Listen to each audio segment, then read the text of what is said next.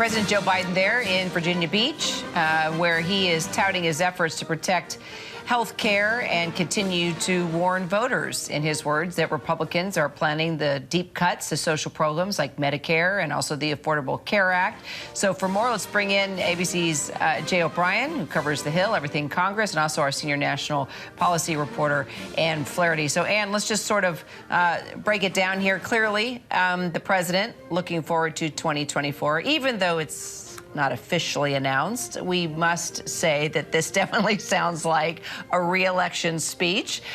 So he's going after Republicans, clearly, on these potential cuts that I mentioned. Yeah, this certainly felt like a campaign stop, didn't it, Kira? Well, this was an extension of his State of the Union remarks where he framed the choice for voters between Democrats and Republicans, the Democrats being in favor of health care.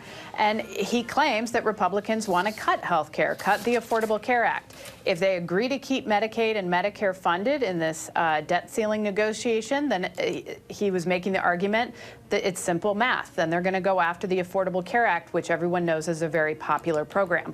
I think it's worth a reality check here that Republicans have not laid forward their plan, their budget plan going forward. We are on a bit of a time crunch. Biden has to lay out his budget March 9th. That's coming down the pike. And the question is, what will Republicans say about it? What do they want to cut if they want to protect the Affordable Care Act, as many have said that they would do? Kira.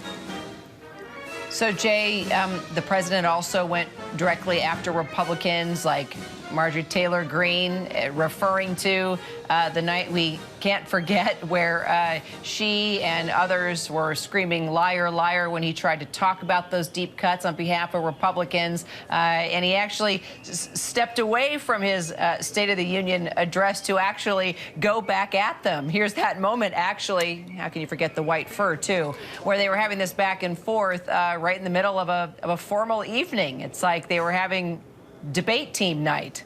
Yeah, I don't know if I've ever heard the president, and I'm going out on a bit of a limb here, but in my memory, in my recollection, I don't know if I've ever heard the president call out Marjorie Taylor Greene specifically by name. Obviously, him remembering that moment, we all remember, where she stood up in the State of the Union and shouted at him, calling him a liar. But I've got all my notes here about what the president said, and so much of it pertains to his budget and what Ann was just getting at. So he mentioned that the White House obviously going to unveil its budget. Republicans have not unveiled theirs. And he's saying in those remarks, what are the Republicans going to cut if they don't want to raise taxes on the wealthy, and that they also want to balance the budget and bring down the deficit? And I want to quote the president directly here. He said, what are they going to cut? What are they going to cut?